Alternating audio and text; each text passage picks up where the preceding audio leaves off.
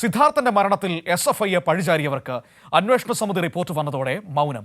Commission റിപ്പോർട്ടിൽ SFI യൂണിയനെക്കുറിച്ച് പരാമർശമുണ്ട് എന്ന കഥയും പൊളിയുന്നു.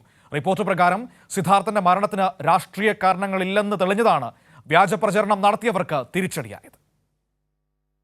പൂക്കോട് വെറ്റിനറി കോളേജിലെ വിദ്യാർത്ഥി JS സിദ്ധാർത്ഥന്റെ മരണത്തിൽ SFIയെ പ്രതിക്കൂട്ടിലാക്കാനായിരുന്നു ഒരു വിഭാഗം മാധ്യമങ്ങളുടെയും പ്രതിപക്ഷത്തിന്റെയും ശ്രമം. പക്ഷേ ഹൈക്കോടതി മുൻ ജസ്റ്റിസ് A. ഹരിപ്രസാദ് കമ്മീഷനായ സമിതിയുടെ റിപ്പോർട്ട് വന്നതോടെ SFIയെ പഴിചാരിയവർക്ക് പഴയ ആവേശമില്ല. റിപ്പോർട്ട് പ്രകാരം സിദ്ധാർത്ഥന്റെ മരണത്തിന് രാഷ്ട്രീയ കാരണങ്ങളില്ല. ക്യാമ്പസിനകത്തെ രാഷ്ട്രീയ പ്രവർത്തനം ദാരുണ സംഭവത്തിന് കാരണമായതായി കരുതുന്നില്ലെന്നാണ് റിപ്പോർട്ട്.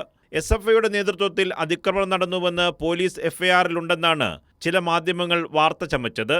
വൈത്തിരി പോലീസിന്റെ പ്രാഥമിക അന്വേഷണ റിപ്പോർട്ടിലുള്ളത് ഹോസ്റ്റൽ മുറിയിൽ സിദ്ധാർത്ഥനെ മരിച്ച നിലയിൽ കണ്ടെത്തിയെന്നാണ്. തുടർന്നുള്ള അന്വേഷണത്തിലാണ് ഹോസ്റ്റലിൽ വച്ച് സിദ്ധാർത്ഥന് മർദ്ദനമേറ്റെന്ന വിവരമുള്ളത്.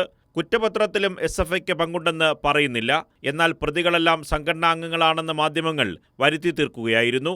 പ്രതിപക്ഷം ഇത് രാഷ്ട്രീയ ആയുധമാക്കുകയും ചെയ്തു. പക്ഷേ ഇതെല്ലാം തെറ്റാണെന്ന് നിലവിലെ റിപ്പോർട്ട് വ്യക്തമാക്കുന്നു. കൈരളി ന്യൂസ്, തിരുവനന്തപുരം.